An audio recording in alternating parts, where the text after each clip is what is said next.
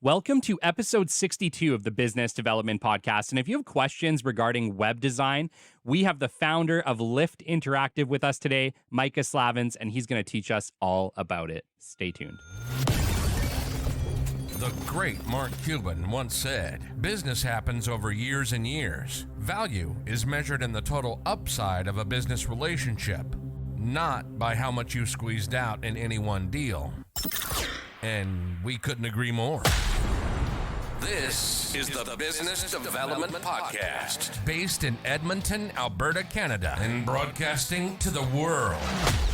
You'll get expert business development advice, tips, and experiences, and you'll hear interviews with business owners, CEOs, and business development reps. You'll get actionable advice on how to grow business. Brought to you by Capital Business Development, capitalbd.ca. Let's do it. Welcome to the Business Development Podcast. And now your expert host, Kelly Kennedy. Welcome to episode 62 of the Business Development Podcast. And today I'm really excited to have Micah Slavens on with us. You guys know how passionate I am about good websites, how in the 21st century, I believe they are your 20-story skyscraper. Today, we have founder of Lift Interactive, Micah Slavens. Meet Micah Slavens, a true web pioneer with over 2 decades of experience in the digital realm. Since 1999, he has been at the forefront of the ever-evolving web landscape, shaping the way that we interact with the digital world. In 2002, Micah co-founded Lift Interactive, a web design powerhouse that has become a beacon of innovation in Edmonton, Alberta, and beyond. Under his visionary leadership, Lift Interactive has taken on the challenge of redefining online experiences, consistently delivering outstanding results. With an impressive track record spanning more than 20 years, Micah has personally overseen and driven hundreds of successful projects. His expertise extends to a diverse range of clients, including nonprofits, technology startups, destinations, and attractions.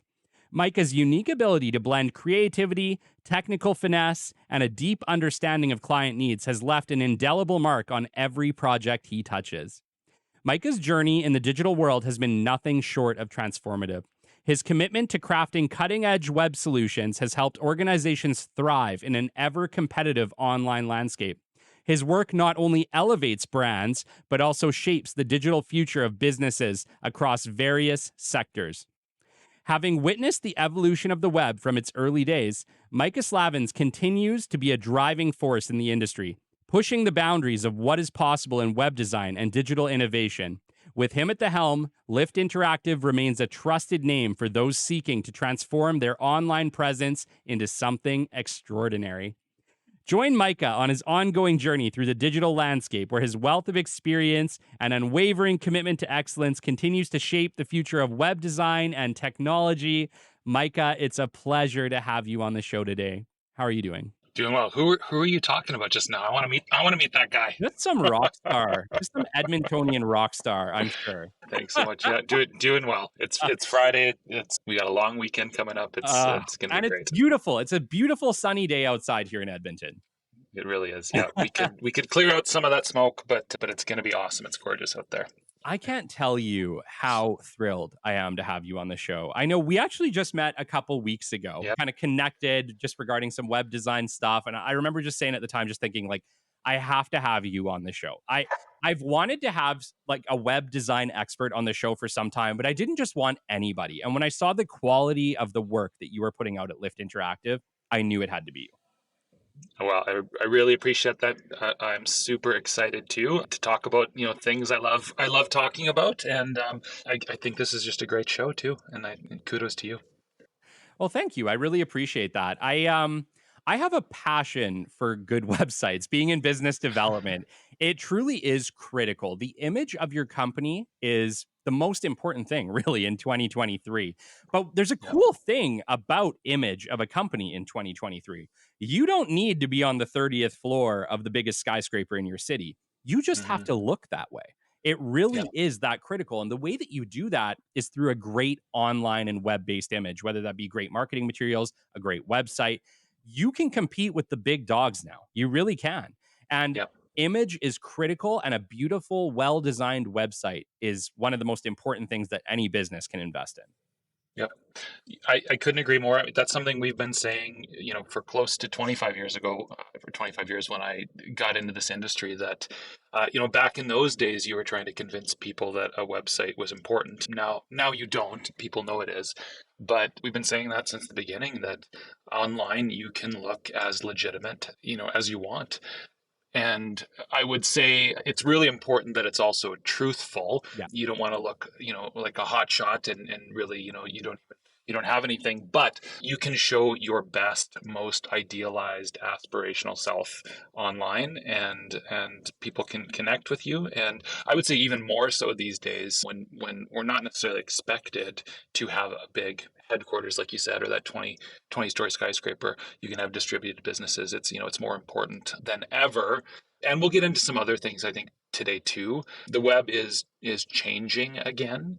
First party data and some of those things, those topics are at the forefront. And it's funny how relevant your own website is in 2023. Yes, it's absolutely critical. When I go into a new business with capital, the very first thing that I look at is their marketing material. I want to see the website.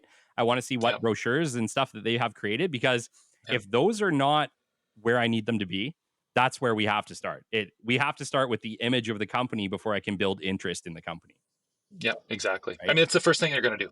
The first thing someone's going to do, they're going to hear about you, and they're going to Google, or they're going to type into that URL, or they're going to scan that QR code that you gave them, and they're gonna form an opinion, just like they will in real life at a networking event or in an elevator, like we always talk about. Absolutely, absolutely. And so, I want you to take us back to the beginning. Like, you've been doing this since 2002. That blows my mind. Well, I've been doing it since 2002 as Lyft. I didn't start a company, right out of high school. So probably goes back to more like, 97 or so. Wow. So long time, I still like to think I'm young, but yeah, we've been doing it a long time.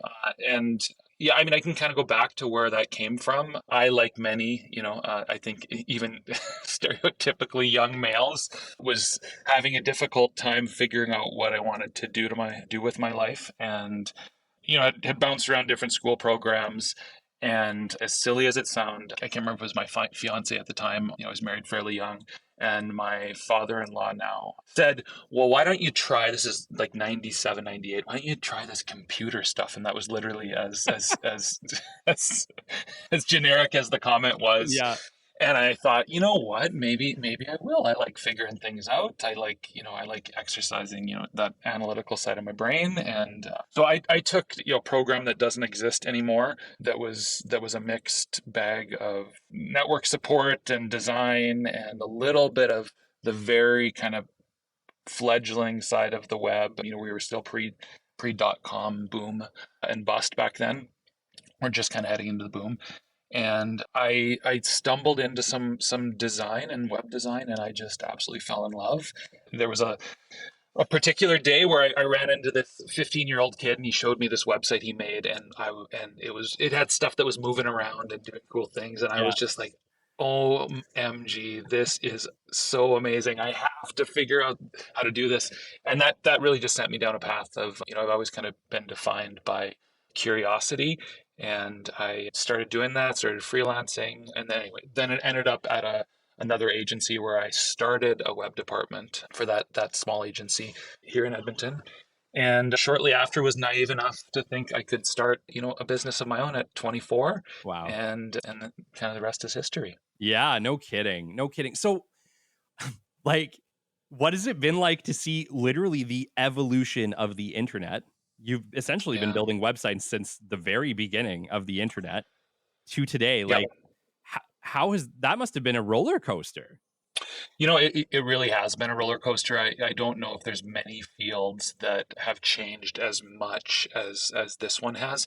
And, when you're in in an industry that we're in, and we've been bigger and smaller, and we've had a decent sized agency for a lot of years, and you're never just in one thing. So web design has been a core of our business. It's kind of our bread and butter. It's where our oldest expertise is. But over the course of that time, you dabble in a lot of things. So we've built mobile apps. We do a lot of user experience work for large organizations. We consult on digital strategy. So you get your fingers in a lot of things that are adjacent. But it's just changed so much, and it's actually funny right now. There's always something that everyone's talking about at a given point in time. Right now, it's AI. Yeah. The truth is, we've been talking about AI for a decade and a half, and even past that, or before that. But I don't really get my back up too much on those things anymore, just because I've seen the industry, be upheaval multiple times, and it's always changing. And so I'm actually really, really excited for this next phase. This is one of the most exciting phases I think we've had, where things are really, I think, going to change a lot, and I Yeah. think it's going to create a lot of opportunity who know how to navigate change. What does AI mean for websites? So that's a big question. Let's get into it a little bit. I'm not sure how much it helps Sure. the average small business, Yeah. but so yeah. So what I think, here are the big questions I think people talk about. They say, especially when people have just started playing with ChatGPT for the first couple weeks, they say things like, well, this is amazing. What's going to happen? Are we all just going to be in chat prompts down the road? And probably, I think all the signals are showing, your Google experience 5 years from now is likely going to be dramatically different than it was 2 years ago. But what I will tell you, these experiences don't stay text based, right? Largely when I got into the industry, Google was just this search box with one style of listing. And then what happens is businesses figure out little ways to, increase their advantage on that platform. The platform itself responds by giving marketers and business people tools to let themselves stand out. A lot of times those are monetized, right? Hmm. And so I really think a couple things that you're going to see is, I think the general web is going to change. I think it's going to be a lot more about connecting with your audience and less about just smashing it full of mundane information, Yeah. the basics, because people are going to be able to pull that stuff up so quickly, through those platforms. And we already can to some degree, but if you look at the modern web, a lot of it's been crafted to serve search engines, Yes. and those things. So I think you're going to see probably that general web be a lot more experiential and about connection and about understanding and that type of thing. But I also think you're going to see those chat platforms become more visual, allow more design elements to enter in, and we're going to be in the same game we are now, where somebody has to know how to design and communicate and understand user experience and the customer journey. And anyway, that's why I'm excited about this next phase. Yeah. The whole AI thing, totally. I mean, for you guys, it's been a long time coming. Yeah. For the Hmm. rest of us, we're still playing catch up. Like, even in the business development side, really, like Yeah. 6 months, a year tops, like since we've all started incorporating these things or trying them out or figuring out. And businesses are still trying to figure out what does this all mean? What are the Totally. relevant AI platforms that are even going to help us? How do we utilize it? Like, Yeah. that landscape is pretty tough to navigate as a business at this point. It is. And I would say, I mean, I don't know that we want to spend our whole time talking about AI, even though I often do spend hours talking We about end it. up there. But totally. But I mean, the thing we come back to all the time is, you're already using AI. Yeah. Most of the large technology platforms you're using, whether it's for biz dev or CRM or analytics, I mean, they're all chock full of, AI, machine learning. But I think it's this novel AI, the sci-fi AI, that people Hmm. are really saying, when is this going to be commercial? When is it going to be reliable? And that's, I think, just yet to be determined.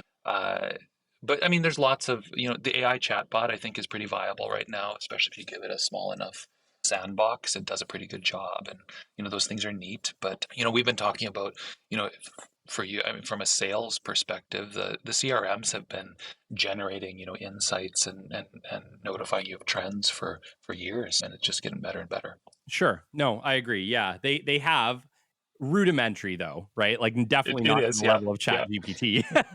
No, Yeah, no, it's crazy. Even at Capital, we found ways to implement it over the last 6 months with this podcast. It's completely changed yeah, the way that we handle summaries and all sorts of stuff. It's the yeah. time. For me, it's the time. Like what AI has become is a gigantic time saver. Yeah. Well, totally. The thing I really like about it for me and my personal workflow too is I enjoy swimming in a sea of a lot of ideas. But the thing is, you can only action so many ideas. And I think what some of these generative tools that you do is that lets you explore more ideas more quickly.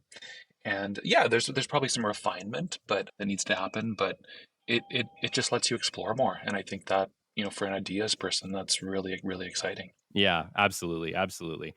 I want to take it to Lyft. Sounds good. Let me just say, I think that your websites are absolutely stunning. And I've been talking on this show about the criticality of websites and how important they are and how to lay Yeah. them out properly. And I would argue that when I saw your websites for the first time, if I was to go and design one myself and explain it the way that I explain it to all of our clients and to the people on the Yeah. show, they would turn out just like yours. They're absolutely visually stunning. They're clean. There's not too much information. There's just Yeah. everything is right. How did you come to that Oh, formula? that How did you you come know to that what? formula? You're making me blush because those are the things I'm super passionate about.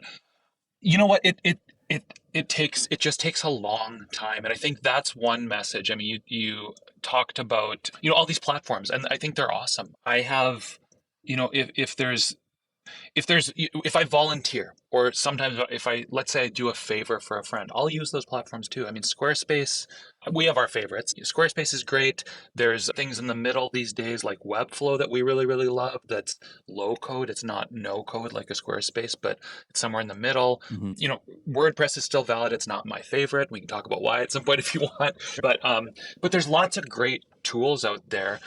But ultimately, it comes down to, do you know how to use the tools? And it comes down to, do you understand how, again, a customer goes through a process, a visitor? Do you understand design principles? Do you have, innate familiarity with conventions that actually make something successful? And obviously it's, it's a redundant question, but like most people don't, right? Just like I could give you a lathe or, a table saw, and you probably can't create a, showroom worthy table Yeah. for folks. Yeah. It's not about the tools. It's about knowing how to use them. Yeah. So, I think that's where the job of the expert still comes in. It's not about, do you have the ability to get something online? And sometimes if your job is simple, go for it. Take a first crack and get it up there. Really, where we come in is when you want it to work really, really well. Mhm. Even if you're a small business, when the stakes are high, you got to get it right, and you don't want to get it wrong 20 times in a row. Yeah. So, Yes. Yes. Well, that's it. That's kind of the flip side is any kind of design like this, any type of creative project takes yeah, planning, takes time, takes effort. And I think the flip is that people aren't really thinking like, sure, you might be starting your business, but how much is your time worth? Like, is your yeah, time best spent designing your website, or is your time best spent marketing your product or service expertise? yeah, yeah, exactly. Well, yeah, and I was just listening to a book. I mean, if there's service companies out, there's a book called The Boutique that I've been kind of re-listening to. And he talks about the fact, as a boutique agency like ourselves, we really need to be able to do it, better, faster, or cheaper. Now, we're going to be more expensive than lots of options out there, but we're definitely less expensive than if you hired Deloitte to figure it out, kind of thing. Sure. We're definitely going to be faster than an internal team, and I can dang well guarantee we're going to be better too. So it's those things. Is it worth the dollars to bring someone like us in? But yeah, I mean, there's basic things we look at that are like breathing to us. Is the navigation right? Is the messaging right? Does it pass? Some people call it the grunt test. Within 5 seconds, do I know what this enterprise or this business I just landed on, do I know what it's about? Mm-hmm. Do you understand, how did someone get to this website you're on? Did they come from an ad? Did they come from a link on social media? Where did they land? Can they navigate properly to get where they need to go? Are you asking for the conversion in the right spot? There's all these things that, as I look at someone's site or talk through their business, that we just kind of do really, really naturally now.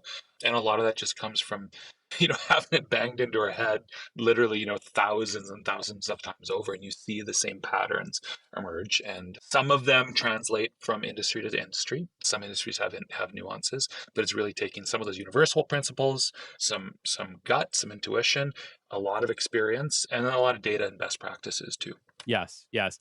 And explain the collaboration process typically that, obviously you bring on a customer and Yep. you're not the product expert of their Yep. service. So, like, what are some of the things that you guys need to do a good job? Yeah, we need customers we need clients and partners who have a really good sense of their product. And I would say usually people have a good sense of their product or their service if it's a service-based company, because that's really the beginning of the entrepreneurial journey, right? You come into you're like, hey, I'm really good at this, or I think I've got something here, or I have an idea. Usually you're pretty confident in the idea. It's that next phase about how much do you know about your customer? How much do you know about the market? Do you know how easy is it going to be able to reach that market? Mm, And that's where maybe it falls apart a lot of the time. I think a lot of us, when we get into those topic, it's their assumptions, yeah. and a lot of times they need to be tested. The awesome thing that I love about digital is, again, whether it's your website or whether it's digital marketing, advertising, it's really easy to test those assumptions. So whereas some traditional formats, and we work with these too, we have partners that we deal with, on traditional channels like radio and outdoor and all those things. But with digital, you can just test those assumptions so much more quickly. Yeah. And when we talk about developing an audience or segmenting an audience, we're not talking about that like from a conceptual level. We're literally saying we can reach these 9,432 people if we segment the audience this way. So that's something where we can take some of that knowledge, and if our customer has a really good understanding, and sometimes they do, sometimes they don't, Yeah. of their audience, it's going to be successful. So, but yeah, I would say I mean, a lot of the things that we really need to do a good job they're a little bit more subjective and nebulous. It's an open mind is really big. Yeah. So customers who come to us maybe feeling overconfident about what they think they need, Hmm. there ends up being a little bit of unraveling we've got to do of, well, why do you think that? And a lot of times it comes down to, well, my competitor did it this way, Hmm. or it's that just enough knowledge to be dangerous kind of level. Yeah. But when someone comes to, common idiom we'll say is, come to us with problems, not solutions. So tell us what you're trying to do, what you're trying to fix or solve or improve, Yeah. and we can help you get there. When people come to us and say, I want to place I want my website, I want this exact feature, and I want, a Facebook ad that goes here, usually we've got to like back that up a couple Yeah. steps. But Yeah, yeah, like in some ways the ecosystem or the infrastructure has to somewhat be there to accommodate. It's pretty hard to make yeah, something that doesn't exist. Is that a fair yeah. statement? Totally. Yeah, exactly. Well, and I think one of the dangers of our world is we all use this stuff every single day. And so people formulate some assumptions about how they work. One thing we deal with all the time is, hey, I want my website to do X, Y, or Z. You should be able to do it because I just used this feature last night on Facebook. Mm. And that's usually an indication that you probably can't afford because Yeah. because guess what Facebook is worth? Yeah. Yeah, But no kidding. They have a yeah. big team. Yeah, they have a big team. Yeah. So, Yeah, no. So I guess one of the things that I kind of wanted to chat with you about is what has the evolution of websites been like in the past like 5 to 10 years? So I'll take you to where my eyes are. As a millennial, I yeah, lose my attention span rather quickly. And so yeah, when I create marketing material or I talk to yeah, and I'm advising my clients with regards to how they should redesign their websites, I yeah, want something that is short and sweet, but yeah, absolutely beautiful. I need something that, especially when it comes down yeah, to their website or their brochures, that is going to stay on somebody's desks because it's amazing? And so yeah, like my number one that I look at is it visually appealing? Do I like to look at it? And you Yeah. really nail that in the way that you've laid out, especially your tourism websites with Lyft. Congratulations, by the way. You've made absolutely Yeah. Thank you. stunning tourism websites for the city of Jasper. Or is it a town? I'm not really Yeah. sure. One or the other. And Fort Yeah. McMurray. Like they're I just want to sit and look Yeah.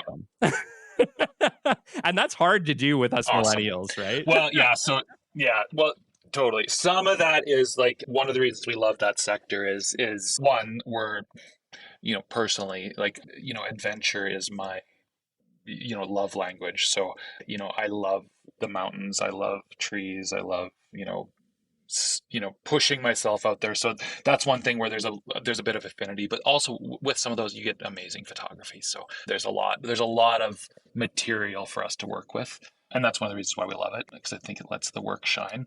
But no, you're right. You're nailing it. That is one of the evolution, of the web. When I started, there was lots of, it was the Wild West, and then we kind of went into these web experiences that where you had a custom homepage, and then usually you just had an inner page that was just a long blob of text. Yeah. Well, the attention span. I have kids, and they're well, one is 12, but they're almost all teenagers still, almost 20. So the attention span is so low, and we're not even like, we're parents don't let them be on devices too much, but eventually they get Instagram and then TikTok, and they don't even want to watch a movie because that's too much attention span for too long, right? Yeah, yeah. Well, that's everywhere. That's on the web Mhm. too. So terseness, brevity is just absolutely critical. Clarity is critical. So, you don't want to have these big blobs of text. At the same time, I tell people, compare some of this stuff to real life. We always in business use this example of the elevator pitch. And, I don't know how many of us have ever actually made a pitch in an elevator, but we know what it means, right? Yeah. You're at a networking event. Just think about how much information you would give to that new contact as the conversation develops, right? So your homepage is like that introduction, right? So they ask, "Hey, what do you do?" You should, if you can, have a really compelling, thought-provoking, probably emotional at some level, speaking to pain or gain line that you give them, right? And that on a website we call the hero message. So that's in that big, first block. Yeah. And then the conversation develops from that. Your that contact you're meeting, they say, "Oh, that sounds really cool. What do you mean?" And then, think of how that conversation develops from there. Then, do you go down the road of delivering, 15, minutes of, spec sheet? No, you don't. You give them another little line or two. Say, "Well, we do this, this, and this," Yeah. and they go, "Wow, that's really cool. Tell me more about number two," right? Yes. And now you're into that kind of third level. Now you can talk a little bit longer. And, I think if people just put themselves in that mindset of knowing I can turn someone off in a conversation Yeah. by blabbing on too long, it's exactly the same on the web, maybe just even more accelerated, right? Yes. Yes. 100%. And I think we can forget the purpose, right? Like you have to Yeah. remember when you design a website, it's not just to have a website. There is a purpose. The purpose is to build interest in your product or service. Yeah. Number one. That's it. That's it. You don't have to sell with your website. What you have to do is build interest, right? Yeah. And so I think, like you said, you get a lot of people that are technical minded. Maybe they are like the product engineers who are like, yeah, let's give all the technical data. But like, you got to understand that you are speaking to regular human beings like us. And while I wish that sometimes I understood every technical detail, I don't have, first off, the attention span. And second off, the technical knowledge to understand every in and out of your new gadget, right? Yeah. And I don't need to know, and neither do most of your customers. They just need to know in a simple, easy to understand way, how is this going to make my life better? Yeah, exactly. Yeah, a core usability principle that's been around for decades now is what do you need people to do to take the next obvious step? Right. And the other principle we think about all the time is there's an Einstein quote, make it as simple as possible, but no simpler. So I think those two things together, are kind of the key. Now it takes some experience and expertise and knowledge to do those things well, but really that's what you're trying to do. Anything extra just clutters and slows people down or gets them to bounce or doesn't get them to take that next obvious step down your journey, whether it's to, doesn't matter if it's to an inquiry or if it's to an online sale or it's to, just reaching out. But those two things are super important. Simplicity. We've been talking about simplicity for 2.5 decades. Yeah. Yeah. And I would say it's never more important than today. Like it's never been, Yeah. people have never had less attention span. So Yeah. like visual appeal, simplicity in the message, short and Yeah. sweet as humanly possible, that still, like Yeah. you said, gets the point across is Yeah. absolutely critical. Yeah. And so, Yeah, and that definitely doesn't mean it shouldn't be cool, but it should be authentic. But yeah, simplicity really talks about, as simple as possible, but no simpler. You have all the core things, but you don't add stuff you don't need. It's that editing process. Yeah. and simple can be cool, It totally. right? Yeah, In some exactly. ways, in Yeah, my I mind, think so. simpler is cooler these days, in my Yeah. opinion, Yeah. right? Like you can say a lot with a little. Yeah, totally. Exactly. So I want to talk to you. Let's say that we're talking to our new businesses, maybe it's time for a website redesign. It's been 5 years, right? Yeah. First off, how long do you think a company should go before they revamp their website? I think that's a good place to start. And then Yeah. maybe second off, what should they consider in 2023? Cool. Yeah, those are good questions. So I would say how long probably depends on a couple things. And again, we're talking off the cuff, so these are off the top of my head. But what's the rate of change like in your business? So some businesses, like the change rate, like your offerings changing constantly. It's a competitive sector. How fashionable is it? Those you should probably be changing it every couple of years, Mhm. or at least making sure it looks new. You don't necessarily need to do a platform change. And then like what's the size of your business too? I mean, and that probably has to do probably with rate of change too. But a major organization, I mean, they're going to change it every 5 or 7 years because it's a massive investment. A really small business, as inexpensive as some of these newer platforms that we've been talking about are, don't be afraid to change it often. It should look current and it should be true to what your business is right now. So and I have this all the time where someone comes and says, well, it's really important, we need a redesign because the website no longer reflects, people say this all the time, no longer reflects, who we are, Mhm. what we do, what we offer, and just, we're better than we were, 5 years ago when we did this. So, Sure. but yeah, I'd say the timeline is probably in that, maybe it's 3 years for a small business, 2-3 years, and it's probably 5-7 for a big company or a big organization. Yeah. And okay, let's say that we've gotten to that point, or we're a new business and we're just kind of getting started and we're looking at the Yeah. landscape. We're looking at, nowadays you got Squarespace, you got Wix, you got, Yeah. amazing companies like yourselves who can kind of take this on and handle it. How does a company go about making a decision to meet their needs? Like, what do you think what do you think they should do? To like find a partner Yeah. Or even like or to take that initial step. Like what type of, I don't think many companies, and I was one of them, knew where to start. yeah, And it's like I initially started, luckily I'd spent a lot of time in business development. So I yeah, knew what a good layout looks like. So I had a slight yeah, edge. But I also yeah, knew absolutely nothing about web design, right? yeah. Which is most of us. And, yeah, and I would say most people know what they like, but they don't know why. Mhm. And what I would say is if you are super into web design or typography or design in general, communication design, if that's a personal interest, go for it. Have an opinion. If that's not really an interest, like there are people like us that like that is our favorite thing in the world. Just Yeah. tell us maybe what you like and don't like, and we'll figure it out for you. But I think people tend to have these opinions and they don't really know why they have them. Usually it's because they've seen something. They're more accustomed. Same with food or coffee or any of those things. Sure. Why do you like what you like? Well, because that's what you've had the most of. That's your Right? That's what experience. you've been exposed to. Yeah. Exactly.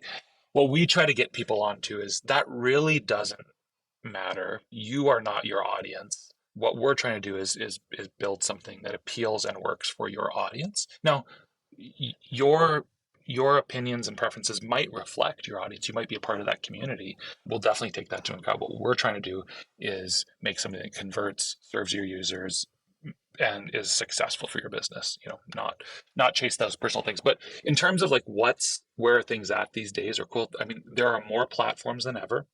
There are lots of options for people. We try to take into consideration, you know, a few things. What lets us as your partner be as unhandcuffed as possible to build you the best possible experience to do those things I was talking about before, make you successful.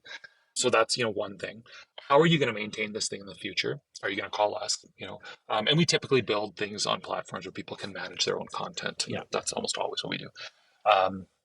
But there are different levels of those things, and there's just a lot of choice these days. What I would say people need to do, be more of right now, is more open to finding the right partner, especially if you think you're going to work with someone for 4 or 5 years, which usually we do, and really listen to why they use what they use and why they like it, and how it makes them effective.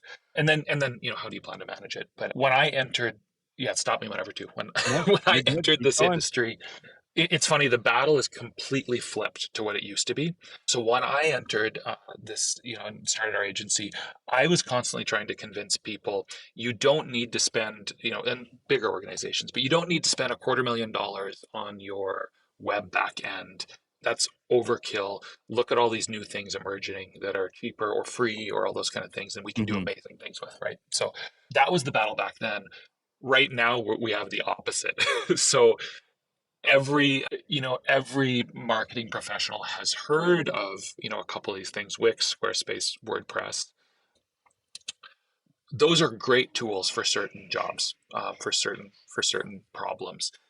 They're not the best for other problems or other goals. So I think people need to readopt like a little bit of an open mind, for talk to your experts. Again, if this isn't the stuff you sit up, in the evening and research and think about and love, it's probably indicative that, that that there's probably someone who can make a better decision for you. Yeah, find that right person that you jive with on a personal level, on an intellectual level, you believe in their track record, and let them use the things they need to use to do the best job. But Yeah, and you touched on something that I think is really critical that a lot of companies haven't been thinking about. And it's that you have, just like Capital Business Development here, we have a yeah, wide brush of companies that we've worked with, a wide range of yeah, understanding of that you just don't have if you're in a niche area. And so it's yeah, like the fact that you've worked with thousands of websites over your time, it allows you to see a big picture that is just impossible to see unless you've been part of it. And so the yeah. trends before they're even happening. And you can end up with an outdated website faster than you think, unfortunately. Yeah. Yeah, and we really try to be sensitive. Like, we're with clients, we are not wanting to blow your budget just for the reason of blowing your budget. What we're wanting to do is give you as much value, make this thing last as long as it can, be as performant as it possibly can, as fast, search engine ready, look cool. We want it to be modular so we can swap things in and out. We want, if you find a third party tool that your marketing team or your sales team needs, we can integrate that, at a real level. And so we're looking for the right tool for the job, and we do borrow from all of these. In terms of where things are heading to a world, and I don't know how technical we want to get, but into this realm of headless, they're called backends. So what all that means is just the front end of the website, the stuff people can see, is completely separated from the back end. So if the back end goes down, the website doesn't go, the website can't be hacked, it can't go down, or almost impossible to hack. Highly performant, which search engines like, and lets us plug it into lots of different devices and mediums in this hyper fragmented world we're in. Yeah, and just things like like WordPress, to pick on it, has been around for a very, very long time. That technology goes back to what, like 91, 92, 93, Wow. somewhere in there. So it's a really old model, and it's done a really good job. The community is massive, so it's done a good job of keeping up with the trends, but it hasn't been easy to do that. And so sometimes when people want a website that looks a certain way, they've bolted on things, and that can slow down a page, or make it not performant, or other things we worry about is in that realm. If you watched or Googled, every 2 or 3 months there is a WordPress breach that affects literally millions of websites are Wow. hacked. every couple of months. So, again, don't let that scare you. If you're on that, there's ways where if you have the right partner, they can harden that stuff up and make it work. But it's definitely something we look at and are concerned about, especially with larger, organizations with big aspirations. And yeah. So, do you guys utilize multiple coding platforms? Like, do you use WordPress? Yep, for sure. Yeah, But it just depends on the definitely. situation. Ultimately, you can use whatever you need for the most part, I assume. Yeah, it depends on what the client. Now, we don't use everything out there because that would be impossible to be familiar with everything. Sure. I would say, if we wanted to, because this is what we do, you could come to us and say, "Well, I really want to use this platform." We could figure it out. Would we? Maybe not, just Yeah, because it's worth our time. sure. But yeah, we use kind of the gamut. Like if it's something needs to be up tomorrow, you can get that up on Wix or Squarespace, or ReadyMag is a really cool one that's out right now. Yeah. If you've got a smaller budget and you want to self-manage, or you got a team that's familiar with WordPress, then you might need to do it on that. Again, Webflow is a really cool platform these days that our whole Nimble team, they're called, so nimbledigital.com, they work with small businesses across Western Canada, and that team primarily uses Webflow because it's super secure, almost impossible to hack, easy to use, and it allows us to add some efficiencies that let us just give that small business more value and a really reliable site. And then when we work with bigger or more ambitious people, we use things like there's a platform called Storyblock that's one of these headless systems, and that with that we can kind of do anything. Yeah. It's very apparent when you check out your Lyft site. That stuff that you guys can do is Awesome. pretty awesome. Appreciate that. Yeah.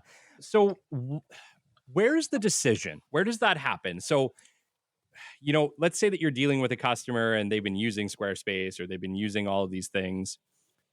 At what point should they start to look for a professional such as yourself? Well, I'm obviously super biased, so I'd say right away. but at the same time, like, I hope people are getting this, but we hope we're really nice people too, and like we're not here to dump on the work you've done. There's a little bit of, sometimes you have this this facetious voice where you pat them on the back and say, nice try, that was good. I have kids and you got to encourage them, but I would say as soon as it matters, right? As soon as it matters, as soon as it's critical that you're successful, bring an expert in. Like I almost can guarantee you we can either do it better, faster, or cheaper, or all three. Now, that doesn't mean you won't have to invest in some technology, but I cannot tell you how many times we've worked with a large organization, a tech firm that's scaling or something, and we will do a 30 or 60-day engagement with them, and we will almost always end that and they will say, "I don't understand how you guys did that so fast. Yeah. How did you do that?" It's like, well, it's what we do. Yeah. We come in and where our job is to absorb the information. We've honed those muscles.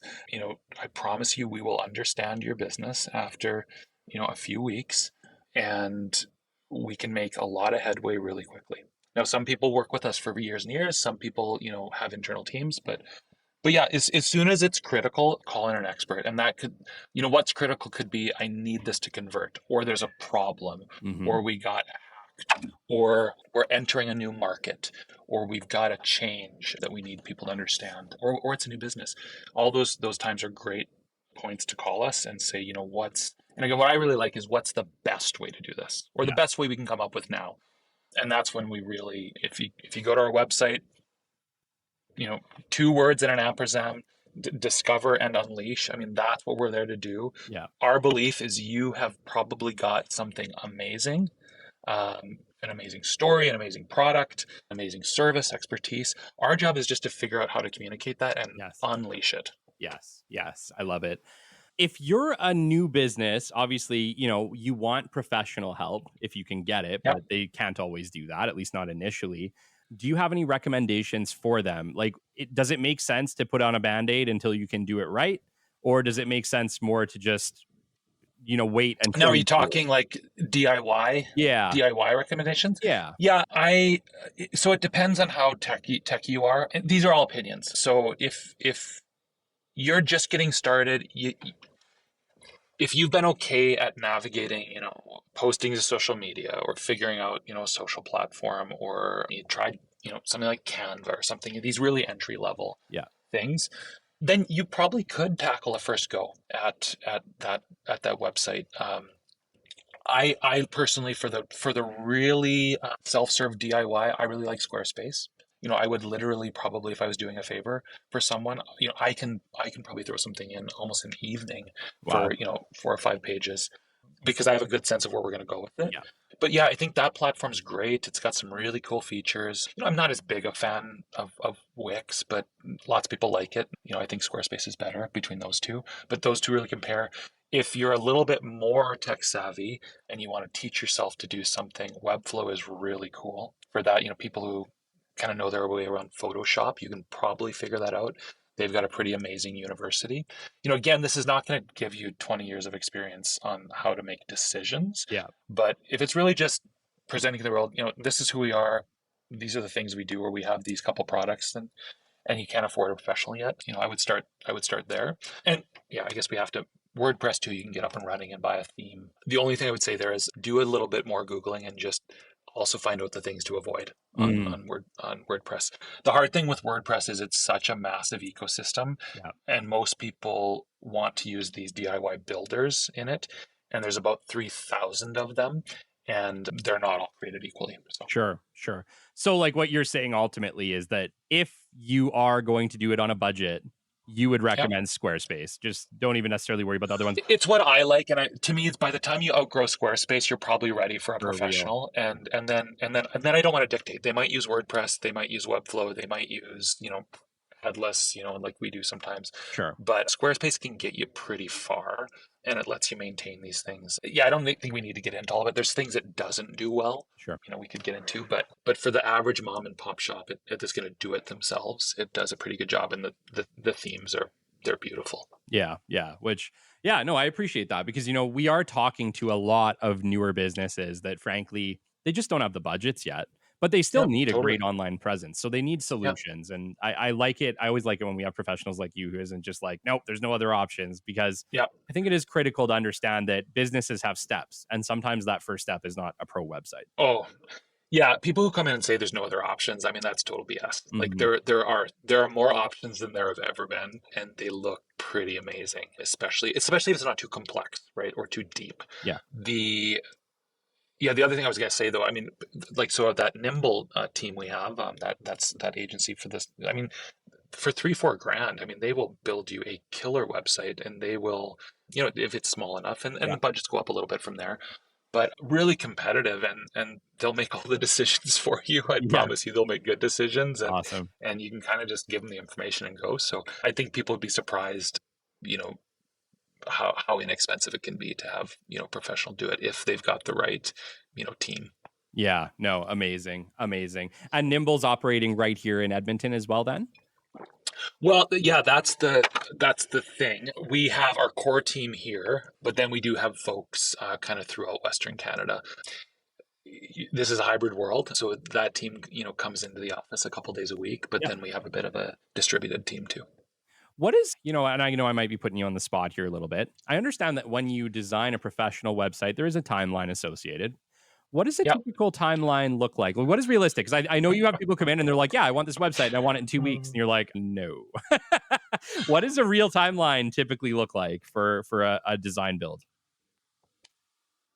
That is the big question, right? So awesome question. What to expect? Honestly, it really comes down to the client, because thing is, we can go super fast. This again, once you've done these things hundreds, thousands of times, like, it's not hard for us to put the technology together.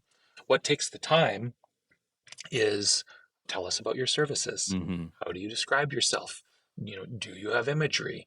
All of those things are what takes time. Do you have your product shots in order? If someone were just to come in, and if they could drop, the files and the information, and it was all perfect, and we're always going to help you massage it. Yeah. Yeah, you can turn that around in 2 weeks, but I would say the average small business probably takes 8 to 12 weeks. Okay. And there's people that take way longer, because what ends up happening is, this is a little bit like therapy, a little bit like consulting. Yeah. Once we Yeah. start asking questions, people often go, you know what? I don't actually know who I am. Yeah. I don't Yeah. know how to tell people what we do. Agreed. I That's you a know what? I great think that question. that's a Give problem, us and three it's weeks. definitely a problem.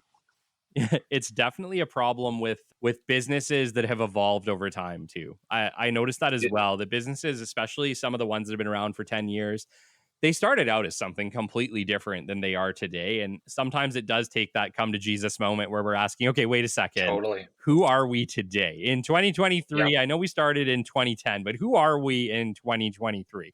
And that can be a Yep. completely different answer than you would have had in 2010. It really can. And some people have never done that, really thoroughly, figured out, does this, is who I say I am, does it actually matter to the people I'm trying to reach?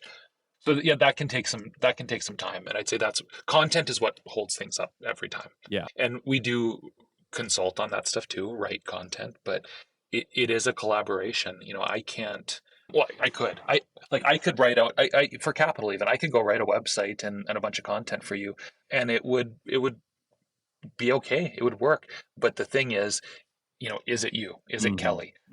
Does it ring true with who you want to be? And that's the thing where there's got to be some element of truth to it. So that takes some back and forth. And some people honestly just aren't ready for that. So, back to, what does it take to be successful? It's understanding of that audience and, do the work ahead of time to know who you are. There's lots of great resources out there, for those following along with us. Stay tuned to nimbledigital.com. There will be more and more educational resources coming out in the future that we're just going to give away for free to talk about how do you craft your message. Have you thought about positioning? Do you know what that means even? Yeah. What about, audience development or audience segmentation?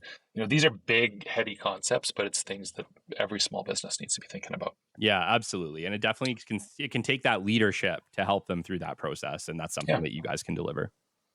Totally. So I want to just kind of nail you with one final big question. If you could only give one piece of advice with regards to web design, what might that be? Oh, yeah, it would probably be around, focus on clarity. Clarity. Yeah, I think that's number one. And that's a really deep, topic. It can mean a lot of things, but it's clarity in your message. Clarity in the value you bring to a customer, your value proposition, clarity in what makes you unique, clarity in what people can expect to work with you, all of those messages. But then it's also the functional stuff, clarity in your navigation, clarity in your calls to action, if people know what that means. You go to these websites and, stupid little example, but you see, maybe on one page you see 15 learn more buttons, and those just start to filter out to people's brains. Be clear. Say, learn more about my, sausage products. Yeah. Yeah. Yeah, I love it. I love it. I think you hit the nail on the head. I think clarity is critical, and that's an amazing message. Thank you so much, Micah. This has been episode 62 of the Business Development Podcast. We have been graced with Micah Slavens, the co-founder and principal of Lift Interactive right here in Edmonton. They build absolutely stunning websites. Let me just say, beautiful. Micah, if people want to get a hold of you, what is the best way for them to reach you? Best way is through the website. Go to liftinteractive.com. There's a form there. I see that, and some other people on our sales team see that, and I promise you, we are really ruthless. We will get back to you probably that same day. Amazing. Amazing. If you've enjoyed this episode, please like, follow, subscribe on your platform of choice. Until next time, this is Kelly Kennedy, and we will catch you on the flip side. This has been the Business Development Podcast with Kelly Kennedy. Kelly has 15 years in sales and business development experience within the Alberta oil and gas industry and founded his own business development firm in 2020. His passion and his specialization is in customer relationship generation and business development. The show is brought to you by Capital Business Development, your business development specialists. For more, we invite you to the website at www.capitalbd.ca. See you next time on the Business Development Podcast.